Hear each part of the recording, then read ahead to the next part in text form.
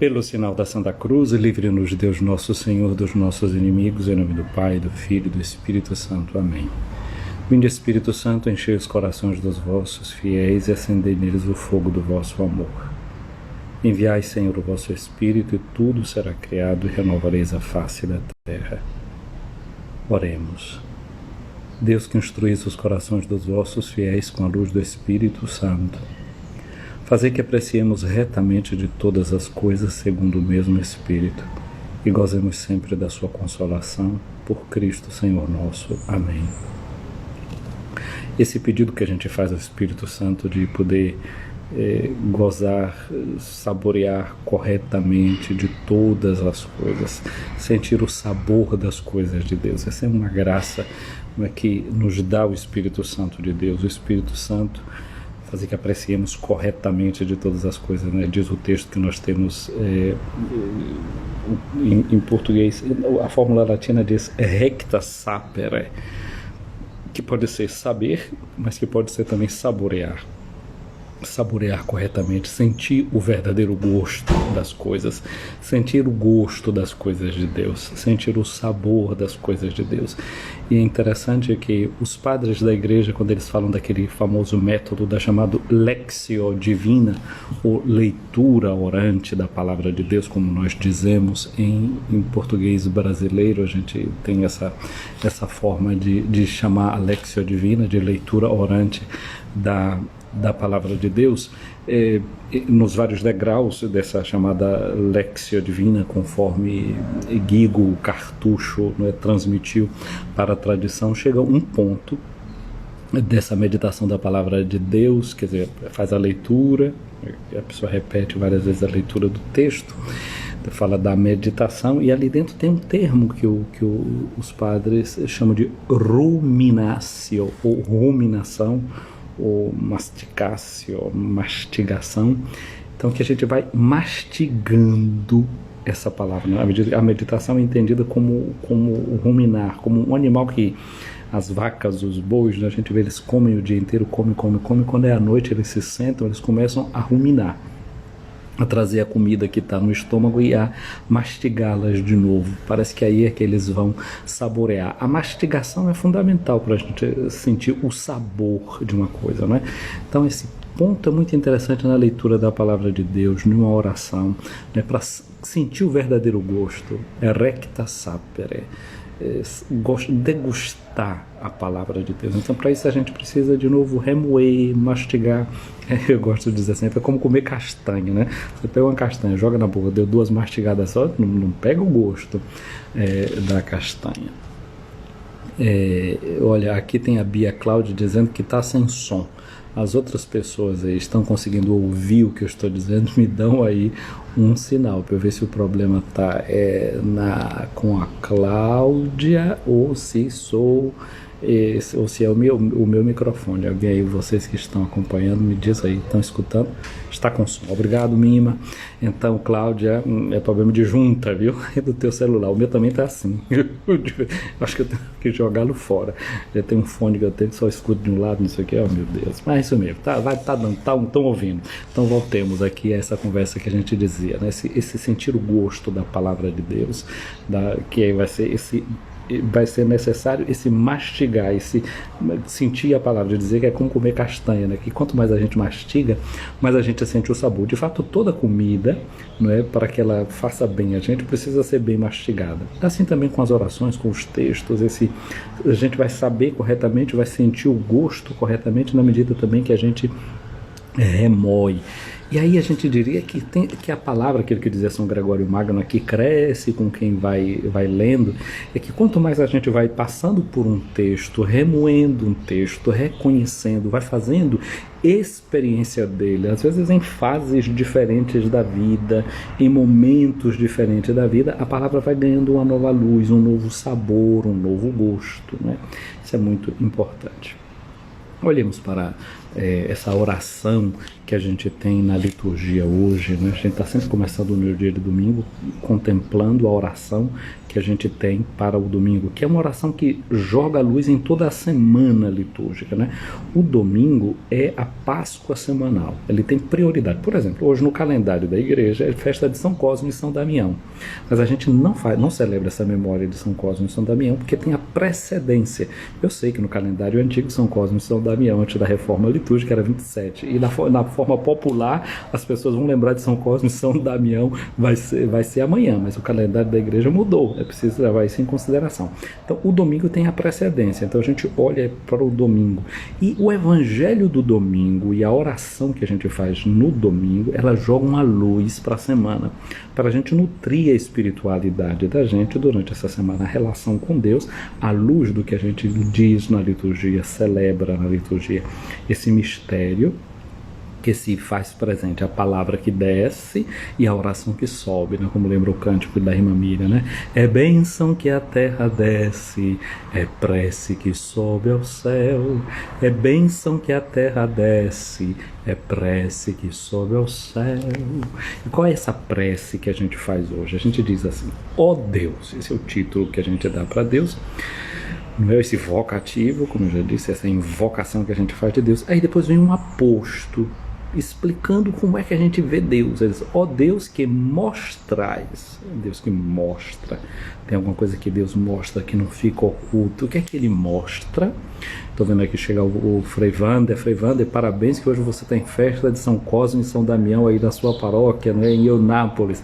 Na paróquia de Eunápolis, na de São Cosme e São Damião é festa, porque tem a precedência hoje a festa do padroeiro. Para nós, em outros lugares, nós celebramos o domingo, né, mas aí o Frei Wander vai celebrar com sua comunidade os santos médicos Anagyroi, que viviam sem pedir dinheiro por aquilo que fazia São Cosme e São Damião. Mas disso eu falo amanhã, dando eco, porque não vamos celebrar hoje, dando eco também a essa tradição popular que ainda conserva São Cosme e São Damião. Aliás, é Itamaraju, né? Diocese de Eunápolis, paróquia de Itamaraju. Paz e bem aí para vocês. Então a gente diz, não é, evoca a Deus, não é, e diz o que é que ele faz, um aposto, desdobra como é que a gente vê se é Deus que mostrais o vosso poder, sobretudo no perdão e na misericórdia. Olha que coisa bonita, um Deus que mostra o seu poder. Deus não esconde o seu poder, mas como é que a gente pensa realmente o poder? A gente pensa sobretudo que o poder é demonstrado quando a gente mostra força, quando a gente mostra potência. Mas só que na mente humana, muitas vezes, potência se confunde com prepotência. E não é assim em Deus. Deus não é prepotente, Deus é potente. E a potência de Deus, a força de Deus, vai se manifestar, diz a liturgia, sobretudo, não é a única forma, mas sobretudo no perdão e na misericórdia. A palavra perdão, ela tem uma composição interessante, né, na língua latina. Se a gente colocasse um S na frente, a gente ficava super, uma coisa que dá uma ideia de superlativo, né, de coisa superior, de coisa grande, que não vem de baixo, mas que provém de cima. Perdão é um super donum, um hiper presente, um grande presente. Deus que manifesta a sua capacidade de dar dons justamente ali, quando a humanidade fraqueja, quando a humanidade não revela o melhor de si. Como é que Deus age? Dando um dom a mais, como um suplemento, como uma coisa em cima daquilo que a gente já não tem mais merecimento, não há mais mérito da parte humana, e Deus vem e acresce, fazendo um dom. Aí Deus demonstra que ele é poderoso, que ele não é como a gente, ele não se vinga, ele não mostra simplesmente a sua força. E aí diz mais, que mostrais o vosso poder sobretudo no perdão e na misericórdia. É a miséria humana que se manifesta muitas vezes, é ali. Quando a miséria humana se mostra, o que é que Deus faz? Deus revela o seu coração, demonstra o seu coração, faz ver, faz enxergar o seu coração ali, na hora que essa miséria humana se manifesta, Deus demonstra o seu coração. E aí então explica quem é esse Deus. Deus que mostrais vosso poder, sobretudo no perdão e na misericórdia. Nós dizemos e professamos no credo, não é? Creio em Deus Pai Todo-Poderoso, Criador do céu e da terra. Então a gente vê que o poder de Deus é demonstrado não somente na criação, não somente na obra da redenção, porque em Jesus, mas ele demonstra o seu amor, não é? A salvação para cada um e cada um de nós, mas ele é esse Deus também no qual nós cremos e que acolhemos como Pai, como nosso Criador, e sobretudo ele é esse que vem para trazer para nós a remissão dos nossos pecados. Isso tem uma obra imensa de Deus, não é? Que reorganiza a sua obra ali onde os homens interferem com a sua maldade, com o seu pecado. Deus, portanto, entra com o seu poder de perdoar, não é? De reorientar as coisas, curando-as, porque ali onde tem miséria, Deus vem com o seu coração para fazer esse suplemento de amor. Agora vem o pedido que a gente faz essa semana para Deus. Derramai sempre, não uma vezinha só não, sempre, a perenidade desse pedido que a gente faz, sempre em nós a vossa graça. Para que a gente está pedindo a graça de Deus? Para que a gente quer a graça de Deus? A graça de Deus significa o amor de Deus. Vai dizer São Paulo que o amor de Deus foi derramado em nossos corações por meio do Espírito Santo que nos foi dado.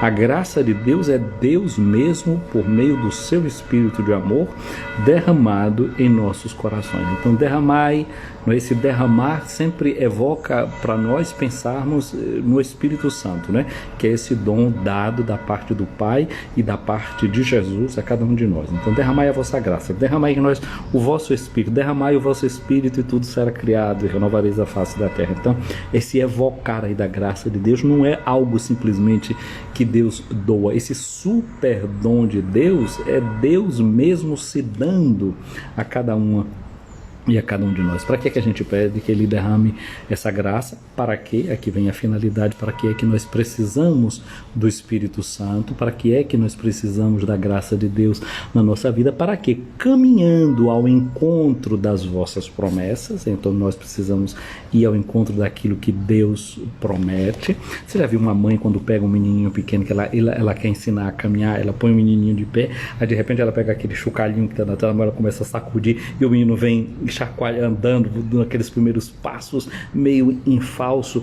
Então e ele caminha. Assim faz Deus para a gente. A gente precisa dessa graça de Deus que nos põe de pé de novo para que a gente caminhe. A finalidade é para que a gente caminhe, para que a gente não fique imóvel. A necessidade da gente caminhar nessa direção que Deus nos propõe, para que caminhando ao encontro das vossas promessas, não é? O que é que Deus nos promete? Deus nos promete a salvação. Deus nos promete a si mesmo. E aqui tem todo um jogo, não é? De enviai, Senhor, o vosso Espírito, emitere, de emitir. O que é que Deus emite o seu dom, manda o seu dom e promitere. Daí vem a palavra promessa e coloca diante de nós. A promessa é sempre o que é promitere, é meter diante. Então, como eu disse a você, né? Tem a mãe que fica com um brinquedinho diante da criança e ele vai tentando caminhar ali na direção daquele brinquedo. Então, esse Espírito é derramado dentro de nós e ao mesmo tempo Deus coloca diante de nós, porque o Espírito é amor de Deus. E para que é que a gente está tendendo na vida? Para viver na comunhão com Deus, no amor completo de Deus. Então, dentro de nós, Deus nos impele para caminhar, para ir ao encontro com Ele, em definitivo. Porque se aqui na Terra a gente faz certas experiências do amor de Deus, da bondade de Deus, a gente está roçando simplesmente naquilo que é o que Deus tem para nós. Ainda não é a plenitude. Então, é isso que Deus vai prometendo. Caminhemos ao encontro das vossas promessas para que alcancemos os bens que nos reservais. Então, esse bem que Deus nos reserva é justamente essa plena comunhão com Ele, viver plenamente na sua luz. E o que Deus nos promete, o que a gente quer alcançar, esses bens essa felicidade eterna, não é, que a gente poderia dizer nessas palavras aí, que a gente entende, não é, a força disso. Eu me lembro de uma certa feita, um padre que teve um problema num casamento, né, na hora de dizer: fulano, eu te aceito como meu esposo, eu te prometo amor e fidelidade. A mulher dizia: eu te prometo amor e felicidade. O padre dizia: felicidade não, fidelidade. Ela dizia: felicidade. Não conseguia dizer. Às vezes a cabeça da gente está tão, não é, entranhada nessa coisa da felicidade, que muitas vezes a gente esquece da fidelidade, que é uma coisa muito, muito interessante e muito séria, porque a fidelidade ao outro significa trabalhar para o bem do outro. E às vezes, hoje em dia, a gente consome muito mais a energia da gente, as forças da gente, não para promover o bem do outro e para ser bom, porque quando eu faço o bem para o outro é porque eu tenho bondade dentro de mim. E aí o que às vezes a gente deseja e quer é ter felicidade. E nem sempre, para ter a felicidade, a gente quer pagar o preço de ser bom. A bondade é a coisa fundamental na vida da gente, é aquilo que muitas vezes a gente ouve dizer, não é? É bom ser bom. E na medida em que você é bom, você se encontra realizado, você encontra o seu coração satisfeito, mesmo que você possa não se sentir plenamente feliz. Você pode até se sentir esgotado. Uma filha, um filho que tem que estar cuidando de uma mãe que está prostrado numa cama, não é? Tem que levantar, tem que trocar fralda, tem que dar banho, tem que carregar. Esse filho e essa filha, no final, vão se sentir esgotados, acabados, sem força física. Não é que vai dizer: eu estou morto de felicidade. Não, está morto de cansaço. Não é? Está acabado fisicamente, mas vai estar realizado porque foi bom. Talvez para ser feliz ele deixava o pai ali e podia até ir curtir a vida dele sem nem se importar com o pai, dizendo assim: eu estou sendo feliz. É uma felicidade falsa essa, a gente bem sabe. Mas pode ser que do ponto de vista humano está ali todo o esgotamento, mas ele era feliz. Cosme e Damião, por exemplo, eram médicos, mas médicos que não cobravam nada por aquilo que eles faziam. Do ponto de vista humano, a gente pode dizer: mas que homem mais bobos, não é? Os médicos podem ganhar muito dinheiro exercendo a medicina e esses dois aí não querem receber um centavo, humanamente falando. Eram pobres, não tinham a felicidade desse mundo de juntar a prata, o ouro, o dinheiro, mas eram realizados porque eram bons naquilo que faziam e faziam o bem dos outros, promovia a saúde do outro, a integridade do outro e da outra. Basta, não é? Para essa coisa dessa oração, porque depois você pega aí a oração e vai mastigando você mesmo e você vai enxergando outras coisas que Deus vai colocar dentro do seu coração. A primeira leitura de hoje é uma leitura do livro dos Números, no capítulo 11, versículo de 25 a 29. Se fala de um episódio do Antigo Testamento que ilumina o episódio do Novo Testamento. É que a gente vai ver ali que no livro lá dos Números, Moisés retirou Deus, não é? Desceu na nuvem e falou a Moisés, não é? Retirou um pouco do espírito que Moisés possuía e o deu a 70 anciãos. O que acontece é que teve dois deles ali, um chamado Eldade e o outro Medade, que não vieram para o lugar do encontro, e o Espírito pousou igualmente sobre os dois. Eles estavam na lista, mas não tinham ido para a tenda. E um jovem saiu correndo, foi avisar a Moisés que Eldade e Medade estavam profetizando no acampamento. Aí Josué, filho de Num, ajudante de Moisés, disse para Moisés: meu senhor, manda que eles se calem. Moisés respondeu: tu tens ciúme por mim? Quem dera que todo o povo do Senhor fosse profeta e que o Senhor lhe concedesse o seu espírito. Certamente você já me ouviu falar, que me acompanha sempre, eu já disse isso em outras transmissões durante a semana, sei bem, que Josué e Jesus são a mesma palavra na língua hebraica. Yeshua, Yoshua, são a mesma palavra. Javé salva. Então esse Josué aí é uma espécie, é o mesmo nome, Jesus.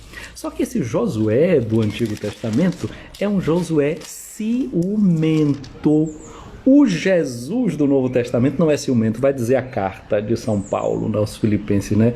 Ele não considerou ciumentamente ser igual a Deus. Ele se fez um de nós, tomou a condição humana, se fez semelhante a nós, esvaziou-se de sua glória, né? Esvaziou-se e se tornou igual a nós.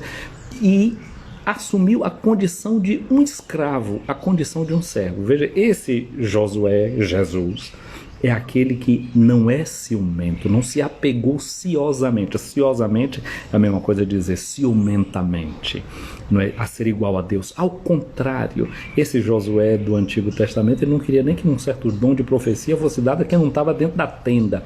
É aquela coisa que nós temos de querer manipular o Espírito de Deus, monopolizar o Espírito de Deus. Nós pensamos que o Espírito de Deus é controlado por nós. A gente bota o Espírito para cá, bota o Espírito para lá, e vai guiando o Espírito, dizendo ao Espírito de Deus onde é que ele tem que pousar.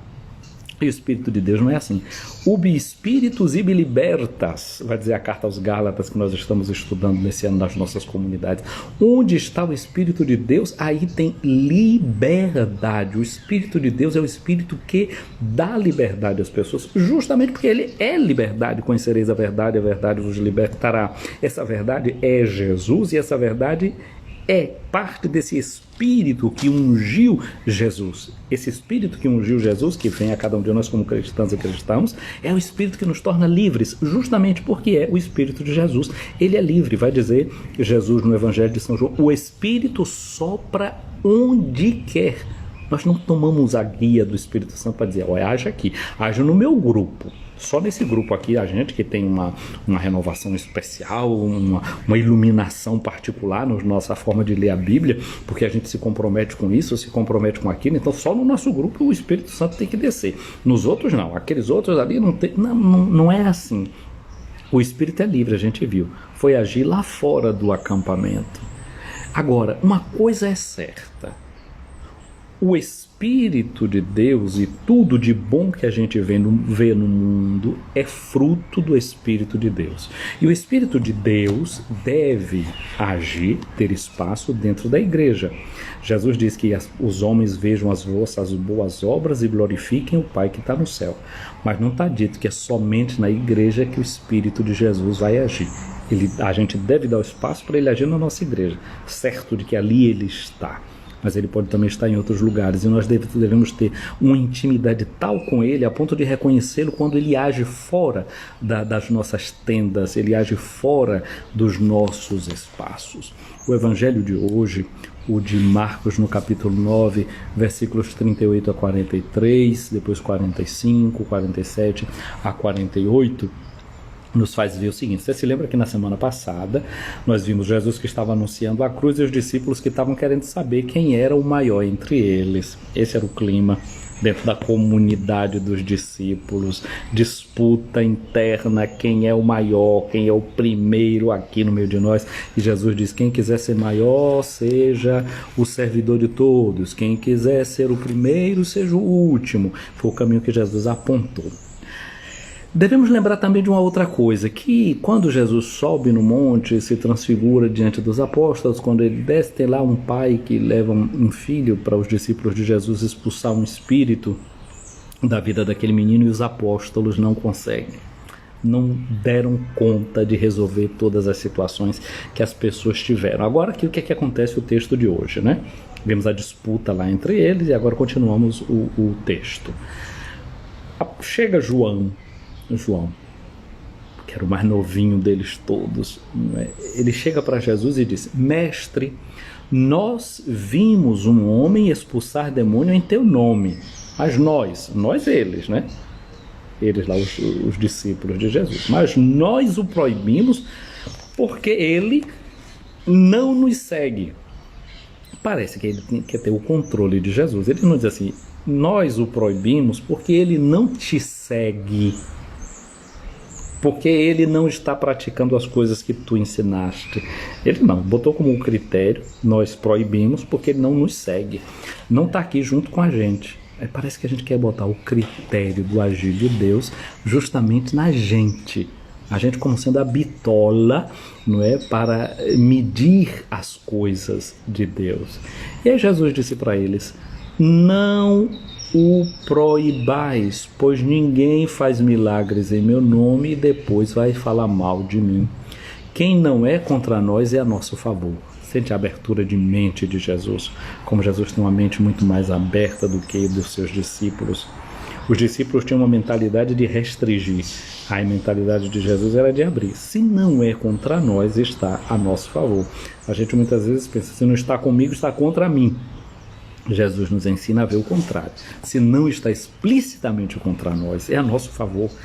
Com essa mentalidade, a gente percebe que tem muito mais gente para colaborar com a gente, para a gente dizer que condivide, partilha com ele os mesmos ideais nossos. Pode ser que ele não está aqui seguindo o nosso grupo, mas é a nosso favor. Tem a nossa mentalidade, opera com o nosso estilo, com o nosso jeito de ser. Então essa comunhão que a gente deve estar disposto a fazer ver e a fazer crescer. E aí Jesus diz uma outra coisa: em verdade eu vos digo, quem vos der a beber um copo de água porque sois de Cristo, não ficará sem receber a recompensa. Para nós hoje, que abrimos uma torneira e a água cai, isso é uma coisa quase que a gente não sabe dar valor a essa palavra de Jesus. Essa palavra foi escrita para a comunidade de Roma. Aqui em Roma, quase com tudo quanto é esquina, você tem uma fonte. Também talvez eles não conseguissem entender logo de primeiro o que Jesus está dizendo. Mas essa palavra de Jesus vem de um homem oriental.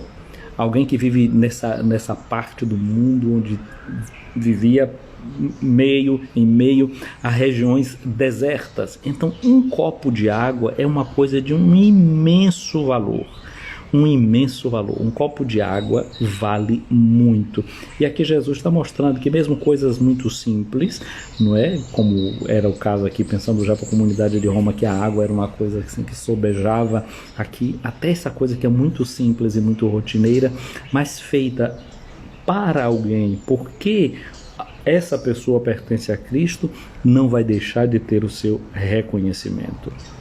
Mas Jesus diz uma outra coisa aqui: e se alguém escandalizar um destes pequeninos que creem, melhor seria que fosse jogado no mar com uma pedra de moinho amarrada no pescoço. Essa palavra de Jesus é uma palavra dura. Já a palavra pequeninos é uma palavra que a gente deveria entender bem. Micron, a palavra microscópio, né? Para ver coisas pequenas, para ver, por exemplo, os micróbios. Os micróbios estão aí, a gente não enxerga, mas eles agem, né?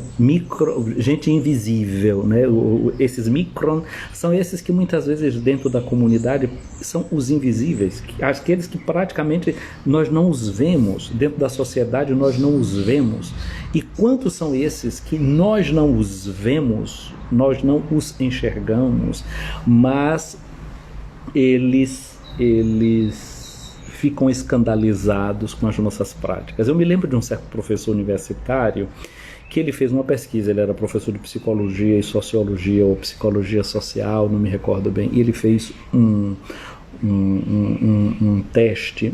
Ele se vestiu de faxineiro, com as pessoas da faxina da universidade onde ele dava aula, e ficou por um certo período trabalhando ali.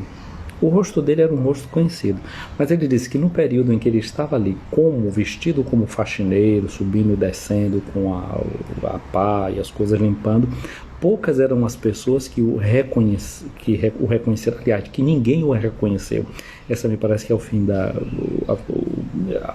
como ele conclui a pesquisa, ou seja, a gente se torna invisível. Tem certas pessoas que, por aquilo que fazem diante dos nossos olhos, mesmo que o rosto seja conhecido, elas se tornaram pessoas invisíveis. E por isso ninguém dava um bom dia para ele, ninguém dava uma boa tarde, ninguém se interessava de trocar uma palavra com ele. Então existe muita gente nesse mundo que a gente pode estar escandalizando. E aqui qual era o escândalo que a comunidade podia estar dando? Era aquela que Jesus advertiu na semana passada, que eles estavam ali dispostos disputando o primeiro lugar, ou seja, uma comunidade que se diz seguidora de Jesus, aberta para o Evangelho, mas que dentro delas, em vez de a gente agir segundo o Espírito de Jesus, que é esse Espírito de amor, que é esse Espírito que se derrama diante das nossas misérias, nós ficamos perdendo tempo com as nossas disputas internas, com as nossas briguinhas entre nós, e deixamos de fazer aquilo para o que nós somos enviadas e enviados por Jesus. Estes são os pequeninos, que muitas vezes podem se escandalizar. Agora Jesus diz, se vocês estão dando escândalo para esse tipo de gente, era melhor que vocês com uma pedra se jogassem dentro do mar. Olha que coisa, o que é isso? A morte por afogamento no mundo antigo é visto como uma das piores mortes. Por quê? Porque muitas vezes o corpo não voltava, e uma vez que o corpo não voltava, não se podia fazer os funerais, não se podia ter a sepultura dessa pessoa. A sepultura, em grego, se diz mnemeion, lembra de método mnemônico, aquele método que a gente usa para poder se lembrar das coisas, né? Mnemeion significa a memória. Então alguém que morria afogado e não se podia fazer uma sepultura para ele, é alguém que iria ficar esquecido da comunidade. Então uma pessoa que perde a sua vida fazendo esse tipo de coisa em disputas de Jesus, era melhor que ele fosse esquecido pela comunidade, que o exemplo dele não sirva para nada, que o exemplo desse tipo de gente não arraste ninguém, porque é gente que dá escândalo. Quem não passa a sua vida mostrando interesse por esses que são os invisíveis do nosso mundo, é gente que a gente não deve conservar o exemplo deles, que é um exemplo que não pode ser seguido em hipótese alguma. Continua Jesus aqui dizendo, se a tua mão te levar a pecar, corta a tua mão. O que é que significa a mão? A mão significa a ação. É tudo aqui, o homem transforma o mundo, né, vai dizer Aristóteles, é por meio da mão que a gente transforma o mundo. Então, portanto, é a ação. Se a gente tem ações, que são ações que escandalizam, que são ações que não levam a gente a construir o bem, é melhor a gente cortar com esse tipo de coisa. É melhor a gente evitar radicalmente qualquer tipo de ação que não construa o bem do seu irmão e da sua irmã. É melhor, disse Jesus, entrar na vida sem uma das mãos do que com as duas ir para o inferno, para o fogo que nunca se apaga. A nossa tradução aqui traduziu com a palavra inferno, e muitas vezes inferno está ligado já a gente pensar nessa condenação após a morte, um lugar de chamas, etc. E na língua, como o Evangelho de Marcos está escrito, ali diz assim, é melhor ir para o céu sem uma das mãos do que com as duas ir para a Geena. A Geena é um vale que existe em Jerusalém, que era um lugar por onde passava um certo riacho, um certo rio, e dentro de uma região onde estava perto de cortumes e lugar de se fazia queijo, etc. E se fazia, se jogava todos os dejetos, é um lugar da lixeira, é o lixão, não tem nas nossas cidades aí os lixões? E o que é que acontece no lixão? Pelo menos na minha cidade é assim, né? Bota fogo lá naquele negócio, fica sempre um fogo ali consumindo os dejetos, ou seja, a Geena aqui é imagem do inferno, como está aqui, que é a palavra Geena, fala desse lixão que tinha na cidade de Jerusalém, onde o fogo estava ali sempre aceso, queimando o lixo que se jogava. Ou seja, se a gente gasta a vida da gente dessa forma, a gente vai terminar quase jogando a vida da gente no lixo. Se as ações da gente são ações que não colaboram para o bem, a gente está desperdiçando a vida da gente, está jogando a vida da gente nessa lixeira que é para sempre. De Jesus, se o teu pé te leva a pecar, o que significa o pé? O pé significa a orientação da vida. Lembra o livro do Deuteronômio, no capítulo 30?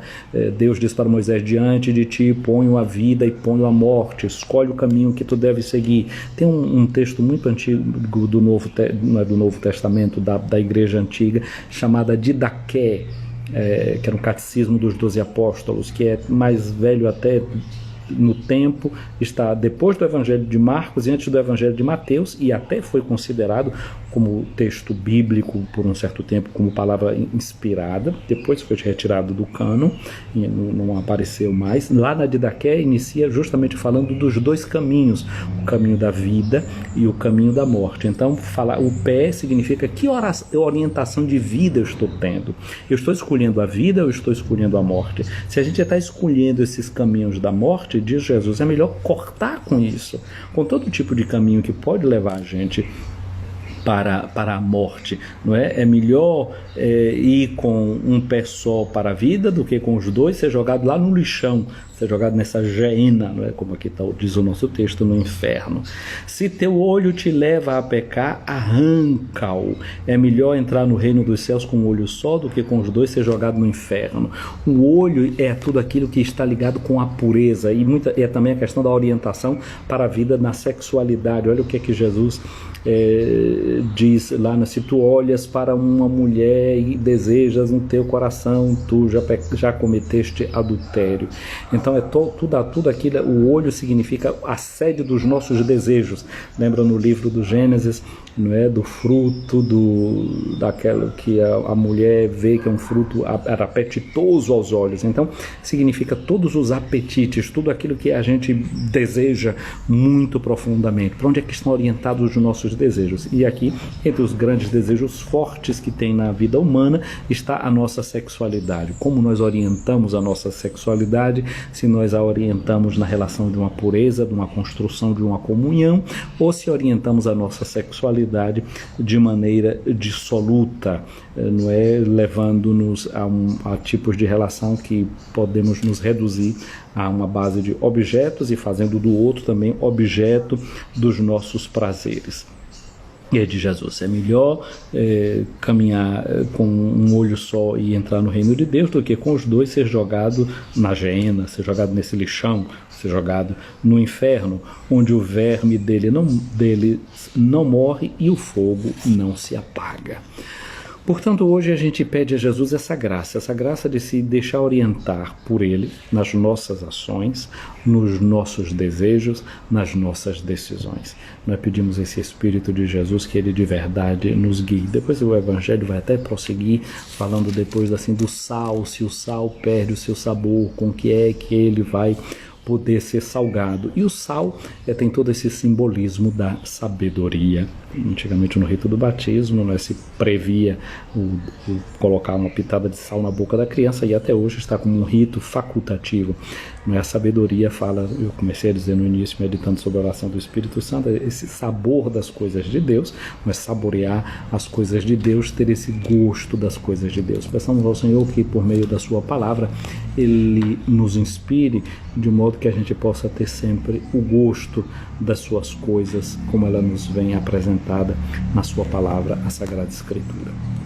Gente, vamos ficando por aqui nessa nossa transmissão de hoje, pedindo a bênção de Deus para cada uma e para cada um de nós. Depois aqui eu vou salvar o vídeo, vocês começam logo a curtir, de modo que ele ganhe um certo impulso, e depois eu ponho lá no nosso YouTube, ponho também no Facebook.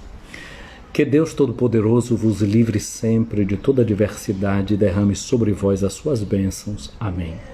Torne os vossos corações atentos à sua palavra, a fim de que transbordeis de alegria divina.